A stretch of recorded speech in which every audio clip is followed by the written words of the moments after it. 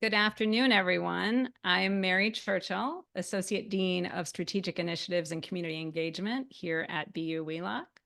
Welcome to our final webinar in our series, focused on discussing recent events and important or hot topics with the scholars and leaders here at BU. This series has been deeply rooted in our ongoing efforts, and each discussion focused on the complexity of the issue and sought to uncover the transformational opportunities to see students and communities thrive. Today, we're doing a slight pivot and turning the tables. I'll be interviewing Dean David Chard, and we'll hear his reflections on his time with Wheelock, the state of the college, and his hopes for its future. Of course, many of you know Dean Chard and have likely attended a Conversations with the Dean webinar, but let me take a few moments and tell you more about David. Dr. David Chard is the Dean of Boston University's Wheelock College of Education and Human Development. Previously, Dr. Chard was president of Wheelock College before its merger with Boston University. He was also founding dean of the Simmons School of Education and Human Development at Southern Methodist University in Dallas, Texas. David has held faculty positions at Boston University, the University of Texas at Austin, and University of Oregon. He is the author of numerous instructional programs on early literacy, language arts, and mathematics spanning K-12 education, and has been a classroom teacher in California, Michigan, and in the U.S. Peace Corps in Lesotho in Southern Africa. Dr. Chard is a member of the International Academy for Research and Learning Disabilities and has served in leadership roles in numerous professional organizations. He serves as a board member for several national nonprofits. He also served for 2 terms on the National Board for Education Sciences and was nominated by President Barack Obama. David, thank you so much for joining us and sharing your reflections. I'm really excited for this conversation, and it's been such a pleasure to work with you. Thanks, Mary. Good to see you. Good to see you. So we're going to jump in, and we encourage the audience to go throughout this discussion to share questions you have in the Q&A box, and we'll do our best to thread them into the conversation. Megan Combe is working the Q&A box, and she's a pro at this. So let us begin. My first question, David, undoubtedly your longest lasting legacy will be the successful 2018 merger of 2 established educational institutions, Wheelock College and Boston University School of Education. And furthermore, you've accomplished so much in your time as dean, growing enrollment, increasing the college's student and faculty diversity, raising the institution's profile both nationally and internationally, very successful philanthropy, creating new centers, institutes, labs. What are you most proud of? Whoa. It's a lot. It's a lot. Pride. I'm actually proud of our so many things, actually. Proud of the people that have made that transition. Students in particular who made the transition to BU from Wheelock. That was a challenging time for them, many of whom had no idea how they would fare at a large institution like BU that seemed scary and probably academically out of reach for them. But in fact, 92% of the students who made the transition graduated successfully and on time. I'm proud of the faculty and staff who made the transition from historic Wheelock, and also of the BU staff who had no idea, and faculty who had no idea what to expect with this group of folks joining them. And yeah, it's been I'm full of pride of the people who have made this transition and created the Wheelock that we have today. And I will say, you know, having been part of that, we heard a lot of, we didn't sign up for this, right? You know, all across the board. And so it was a big emotional journey for everyone. And everyone had a different way of approaching it. So I think that it was, I agree, that is a proud moment, right? To have successfully done that. And so can you say a little about building the GuideStar and kind of that was the next big step, I think, in building this new college? Yeah, you know, the year prior to the merger, Mary, one other point of pride, I think, was I spent a lot of time visiting historic Wheelock alums and breaking the news to them. Many of whom I was certain would be just horribly angry about the situation. It turns out that the greater engagement and the more generous people had been to historic Wheelock, the more supportive they were of the merger. I think there was a sense regularly that the college was on its edge.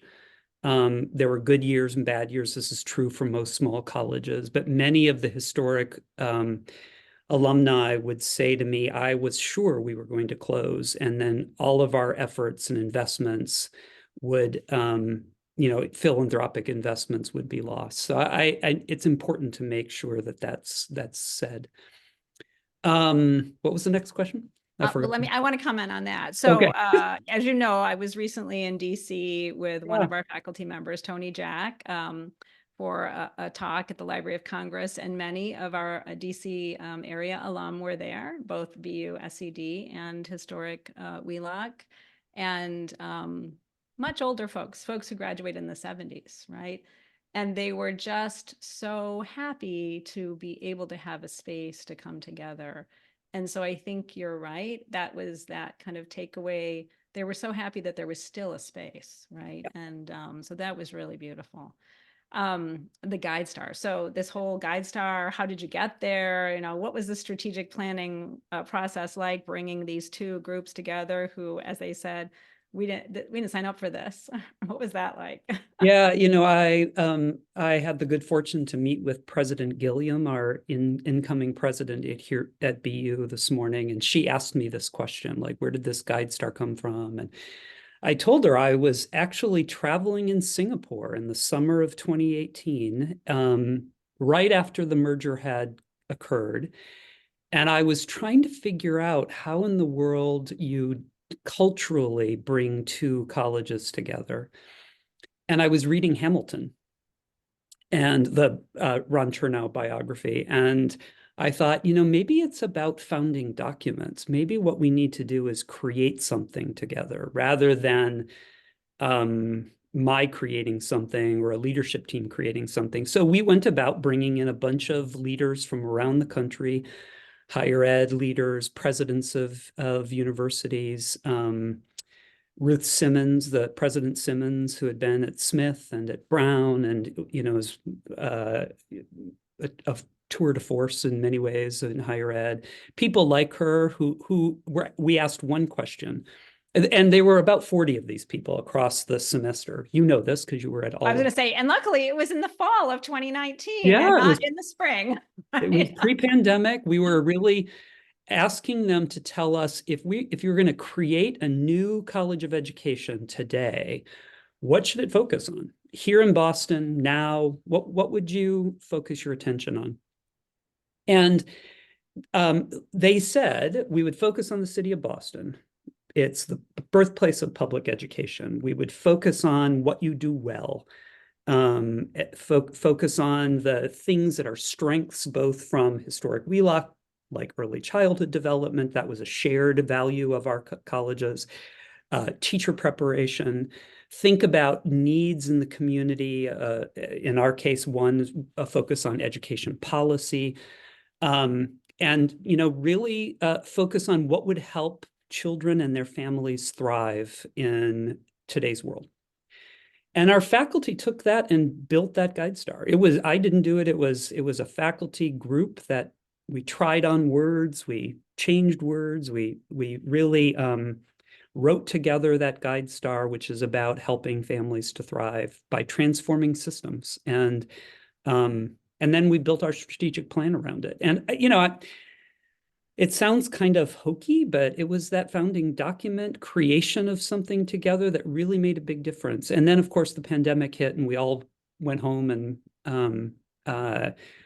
internally, we kept promoting the Guide Star, hoping that when we returned, people would engage with it and talk about it. And it happened. And here we are. We're almost halfway through the first 10 years of the strategic plan. And seeing tremendous progress in a lot of those areas, which, as you know, is not my doing, but the doing of a team of people who care deeply about what they're working on. So, And it's, I have to say, now that it was approved by the faculty vote in January 2021, the strategic plan, and our first set of goals are for 2025, our metrics. And obviously we've had a lot of new folks join us in that time, new staff, new students, new faculty.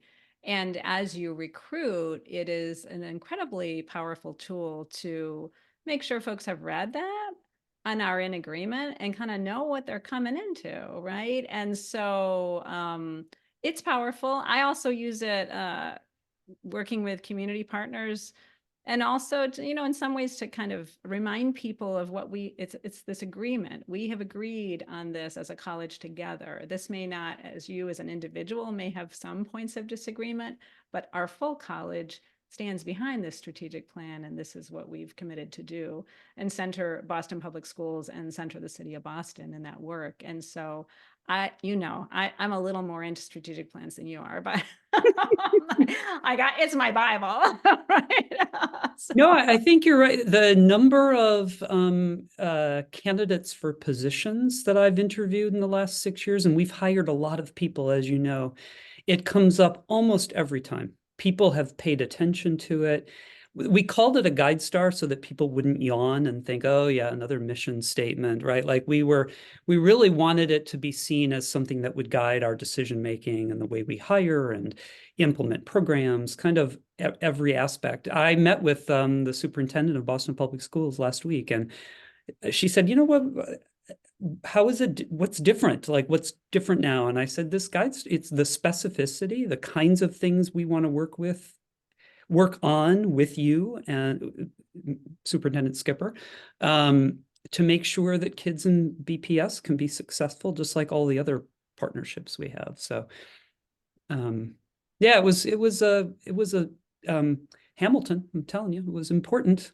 It was important decision making for It's me. important to have something to focus efforts on that move forward and help people build together, that is less controversial, right? And less emotional in some ways.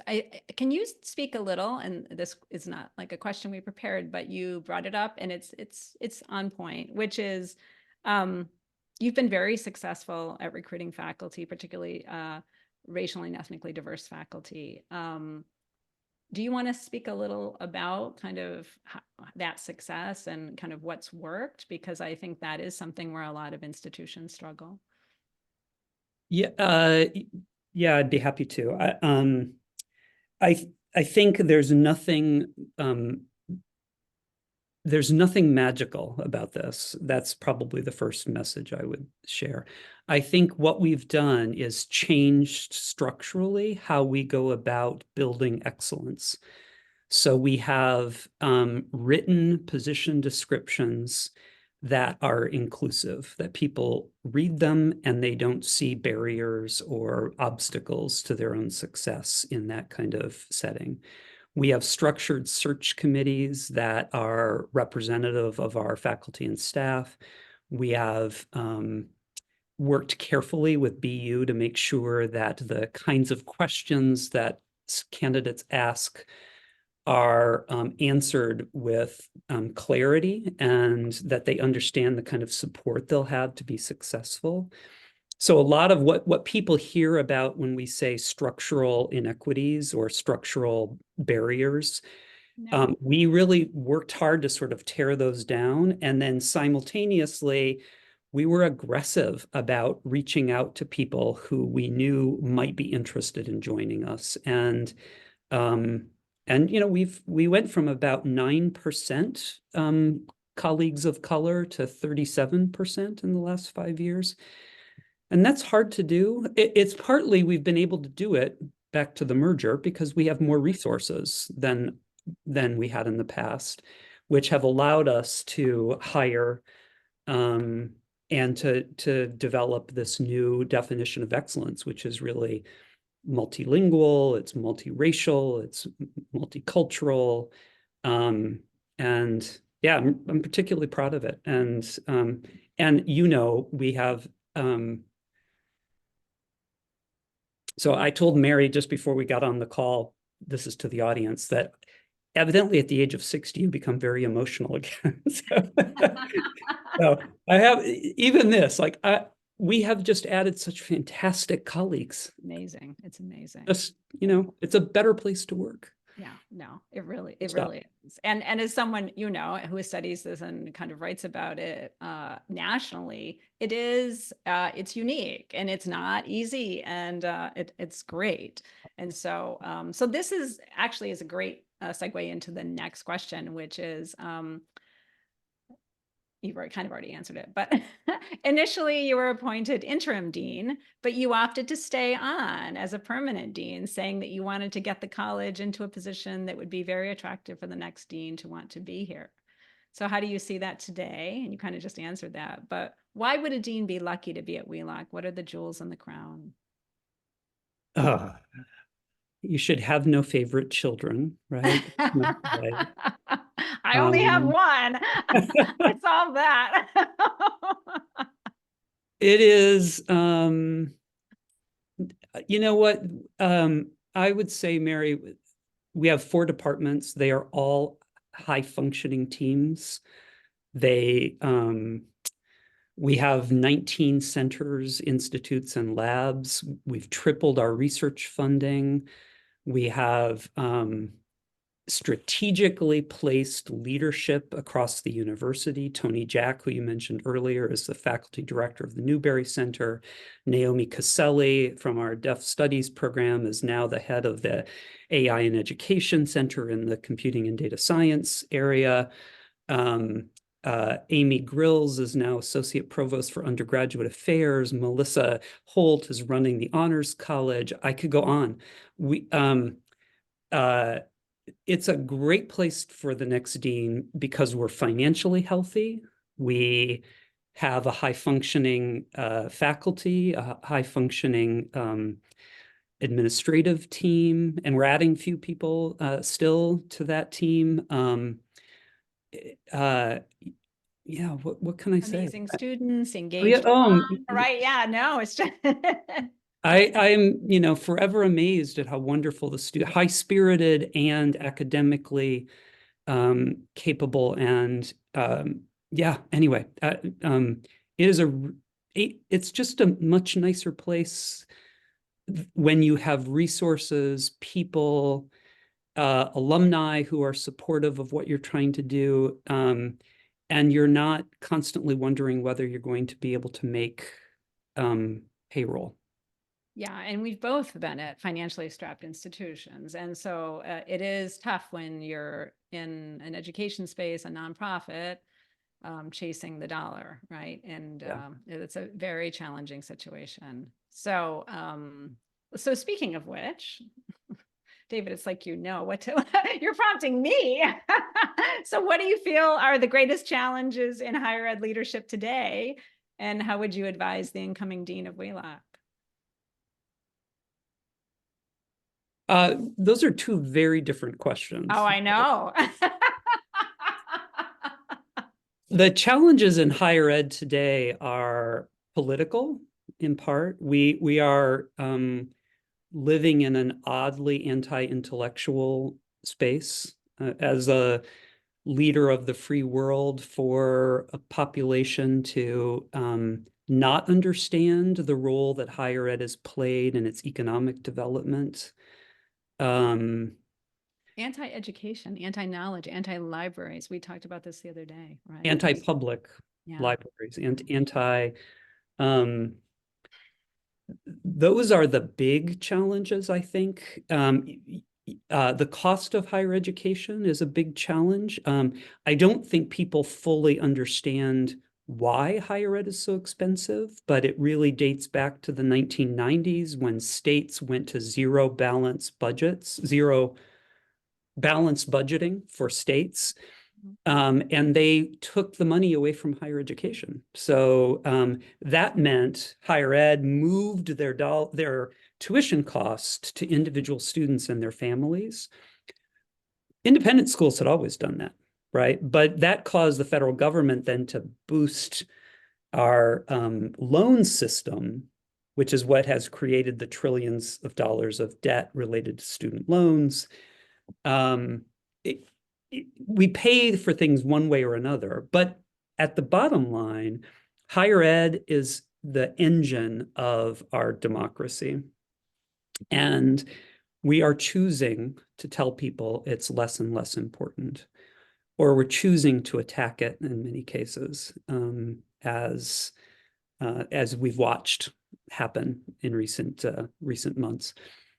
For the dean of I will say though, I mean, 31 states now have some version of free community college, and governors, Republican and Democrat, are moving back towards funding public higher ed, which is a really welcome situation and surprising. But I do think it's tied for many not to democracy, which is what you and I also hold in common, that hold that dear, but to workforce needs because of the extremely low unemployment rates, right? So there has become this necessity to educate and to put money into education because of the workforce. So, well, it's a rare time, friends, when Mary is the Pollyanna and I'm the one who's painting all the cloudy skies. But you just watched it right there. okay, so Challenges. advising the incoming dean. Yeah, advising the incoming dean. I think I set out back when President Brown and I just decided to have this merger happen along with our boards, thinking that what was critical for us was to demonstrate to our community the value of a college of education and human development to the community. And that is something I think the next dean has to think about and prioritize, particularly because I think we are on the cusp of some partnerships with the Department of Early Education and Care, Boston Public Schools, a number of hospitals and clinics that we have long-term. We have this sort of infrastructure of partnerships that, Mary, you've been instrumental in building and sustaining along with our faculty, and global partnerships with the Ministry of Education in Bahrain, work in Saudi Arabia, work in Caribbean, South America, and South Africa. Lesotho, you mentioned earlier on as well. Like, that is the value of a really powerful higher education system. When you're not only preparing students, but you're also doing fundamental research around how to improve practices, people, how to help people thrive, how to change systems so people thrive, and you're disseminating that research. Like, you're out there applying it in the field. And this is such a great job, and the next dean will get to see this. Like, I get to watch, we saw a project. I'll just give people an example. We saw a project, a faculty member from the Goldman School of Dental Medicine who does work in the Boston Public Schools, providing fluoride to children who are needing fluoride in their diets for their teeth. And she's trying to demonstrate the number of fluoride dosages they need per year, so that we can convince the city that the minor cost of fluoride treatment will radically change children's adult dental health. And with a very small grant, she was able to do a study and show that increasing from 2 dosages of fluoride to 4 dosages of fluoride will radically change, not their baby teeth, not their milk teeth. This is really important. It will change their adult dental health. That's through our Institute for Early Childhood Wellbeing. That's what we have to do. That's what higher ed has to do. So the next dean has to, in my mind, of course, I won't be here, but I will encourage them to think carefully about those powerful partnerships that will, and that's just one example of so many that we're involved with. So there is a question from the audience that I'm going to work in now, which builds on this, which is, what direction do you see BU Wheelock going after your tenure as dean finishes? Up, in a word, I see it going up. We've hired a number of junior faculty who are absolutely brilliant, Amazing, amazing. from counseling and counseling psychology and sport performance to mental health in schools. I mean, I could just go on and on and on. There's the only thing that's holding them back is time, I was gonna right? say time. Yeah, exactly. They are literally, we went from submitting something like 10 or 15 grants a year to 87 like last year. Like they're bursting at the seams with ideas, and the trajectory is up. And the university knows this. They've given us resources. President Gilliam said to me this morning, this is just fabulous, like what you've done. And I was invoking her former institution, and she said, don't even talk about them. They're not doing anything on the order that you are. I'm like, okay. The Well, words will never pass my lips again. And what's the recent figure that was shared with us yesterday? We're number 6 in the university for research dollars. 6 or 7, yeah. And that's, those of you who know Boston University well know that this is a STEM place, right? People here. Yeah, there's a we're lot of not the engineering. largest. We don't get the large grants. We have a med school. We don't. Yeah, we are fighting above our weight class. I just got a text from Megan that said we're 5th. So, okay. We are 5th, right? And so it is phenomenal. Yeah, and I also want to point out there has been a really deliberate effort on the part of our academic affairs team and our faculty, not only to do the research, the external research, but to make sure that every one of our undergraduates and graduate students has the opportunity to be engaged in research, either through Europe. Deetris Adelabou has launched a program focused on providing research opportunities for students of color who want to pursue graduate degrees down the line. We have a relatively new PhD program where students can pursue their own questions with the support and mentorship of our faculty. Anyway, I could go on. So I'm going to ask you 3 questions in a row, and they're related, but that way you can start where you want. Okay. What are your hopes for the future of Wheelock College? And then a couple from the audience related to that. What do you see as the keys? And I think these are from some of our faculty and staff. What do you see as the keys to maximizing Wheelock's impact going forward? Are there specific things that faculty and staff can be doing to increase our relevance to the real world? I'm also getting older, so memory. What can faculty and staff do to maximize impact? Collaborate. We are at an institution with 17 schools and colleges. There are people interested in the same thing you're interested in here somewhere.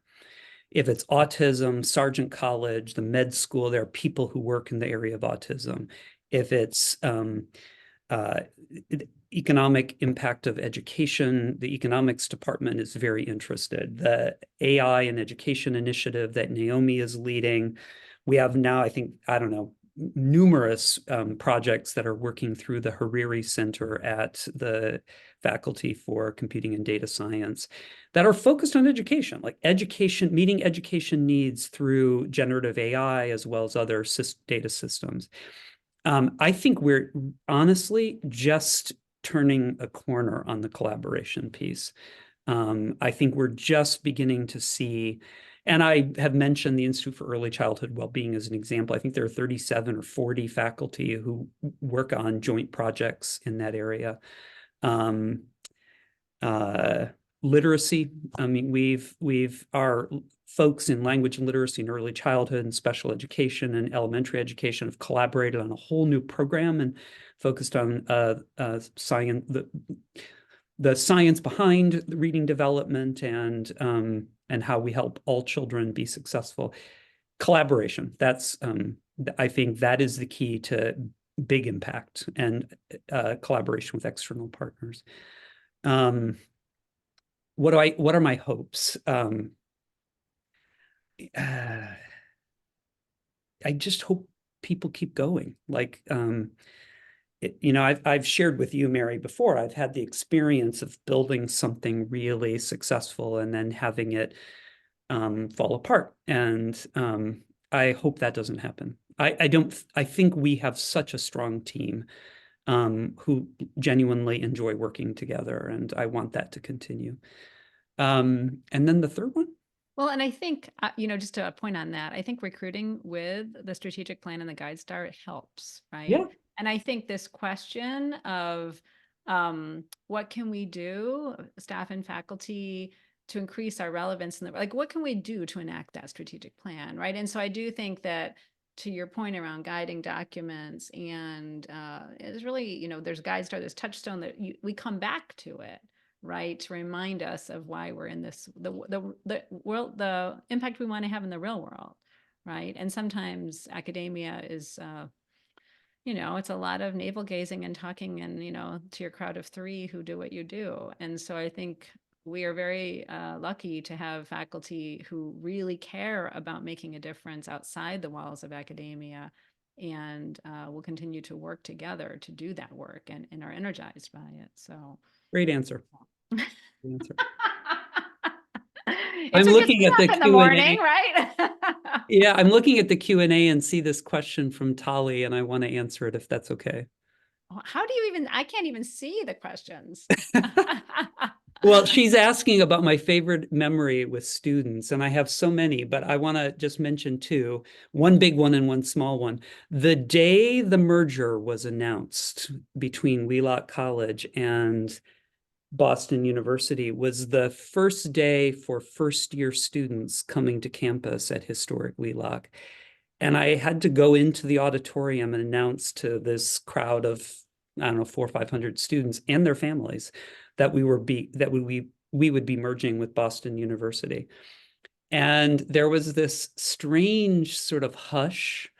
And then later that day, a group of those students came to my office and said, we're thinking of it like a Groupon, like we're all going to get a BU degree for the same cost. And they were literally supportive of the idea, where they could have been just torn apart by it, which was really important. And then the other memory, I just walked out of my office about an hour ago, and there was a card and a pair of socks. Sorry, sitting outside my door, some Boston Terrier socks. Oh. From a student that I don't know what I did. I think I introduced her to By the way, David loves socks. I do.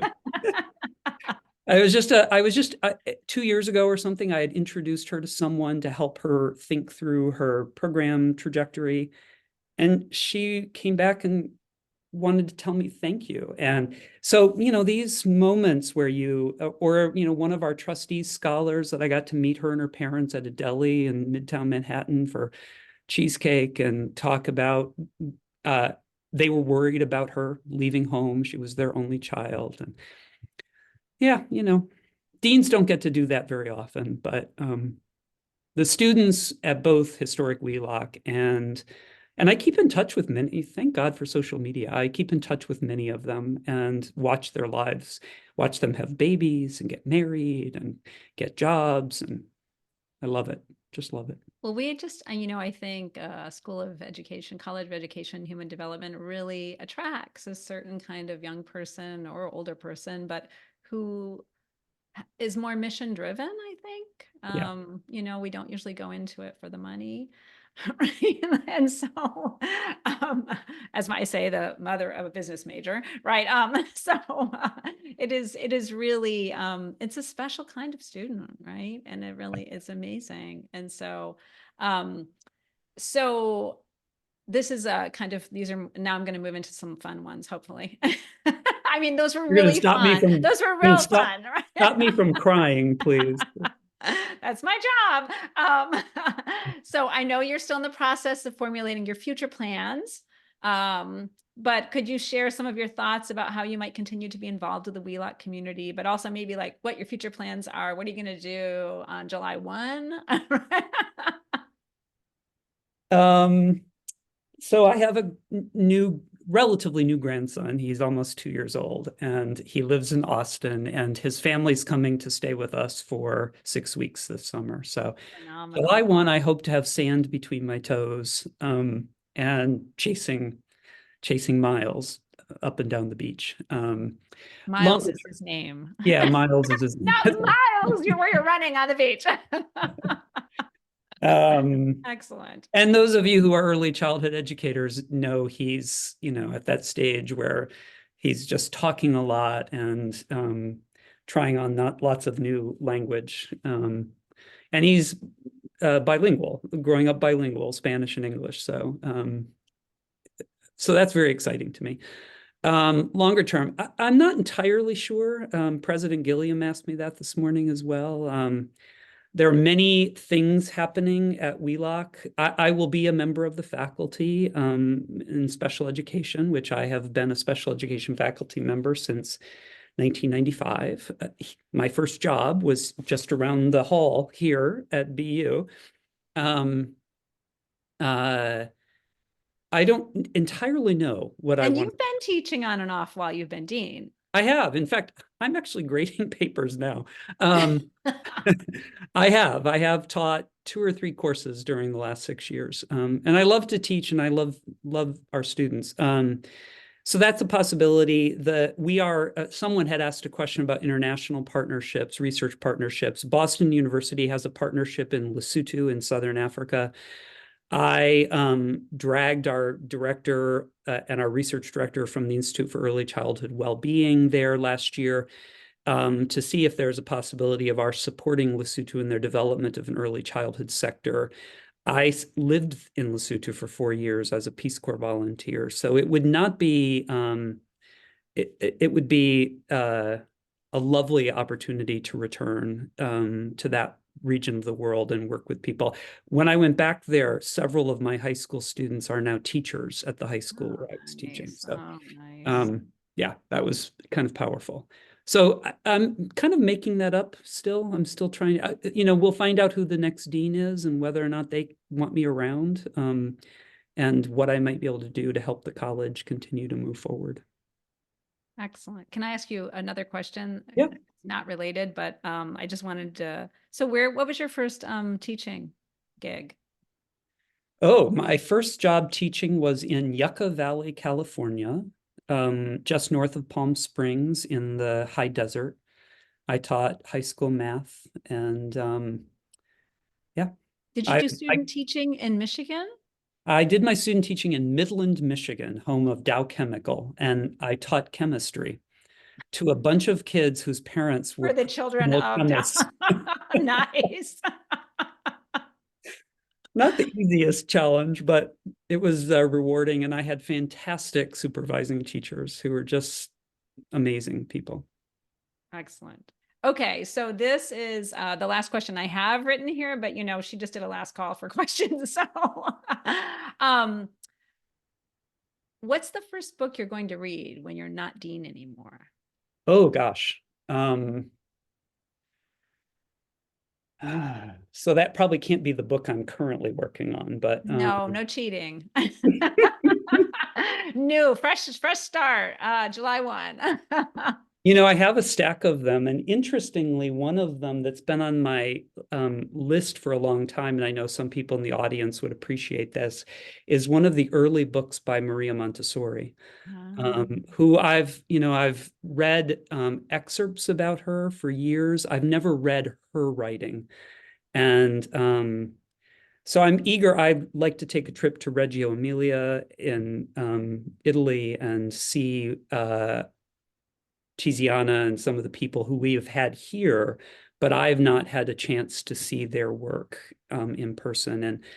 And we have these pioneers like Lucy Wheelock and Maria Montessori, and I find them fascinating. They did work in such a hard environment. trying to change the way people treated children and also the way they treated women. And anyway, I'm kind of a Right, fanboy. before women could vote, could own property, so That's many, right. right? Yeah, no, really pioneers. Um, there's another question that Megan just put in, which is, and nobody wants to go into higher ed leadership anymore. So, would you recommend people think about becoming dean? Uh, this is um, by far the most creative job in higher education. You get to help people develop ideas. You get to help them. Presidents, I wouldn't say this to President Gilliam since she's just stepping into that role, but presidents get to manage a board and kind of keep an eye on the big picture. Deans get to really help faculty develop ideas and come together around. It's such a creative opportunity. And I believe the next dean here is a person who's going to be an idea creator, an idea generator, and a person who wants to really help our faculty continue to do that work. So absolutely, I think it's and many of my friends, I don't think anybody on the call, but many of my friends I've tried to encourage into higher ed leadership of this sort. Mary, you have been a dean. You know that is true, right? There's a lot, it's a This build. is, I will say, BU is a strong dean model. It is. Yeah. Deans at BU have a lot of autonomy in a really wonderful way. So Yeah. institutions are very different depending on how It's it's true. structured. And I do think that this is an amazing place to be a dean, really, really is. Yeah. So I think that was it. So Can I want to thank you. Well, I just want to thank everyone. I see so many amazing faculty and staff on the call, but also some incredible alumni from the class of 1954, former employees from historic Wheelock College, friends, a couple of people who have saved, at least one person on here who literally saved my life by giving me a job. Ali Sulo, I see you there. And some people who made the transition to Boston University from Wheelock, who were not part of Wheelock College and have continued to do amazing work. Sandra McAvoy in political science and women and gender studies. Wheelock has had a huge impact on Boston University. And people should know that. It's very important. And there was a vow to do that, but I don't know if there was necessarily a belief that it was possible, and it has definitely been possible. Absolutely. Thank you. Thank you, Mary. Thank you to Thanks, the audience. everyone. Take a moment to fill out our survey at the end of the webinar, which will load into your browser. We've made a section available where you can share any private messages or well wishes for David. We know that there are many of his friends and colleagues on Zoom. I don't know how he saw, oh, there we go, attendees. I'm like, how do you see everyone's name? I'm so Zoom illiterate. And thank you for participating, and we'll see you again soon in our next event. Thank you. Thank you, David. What a joy. This was really wonderful. Thanks, Mary. You're wonderful. Thank you.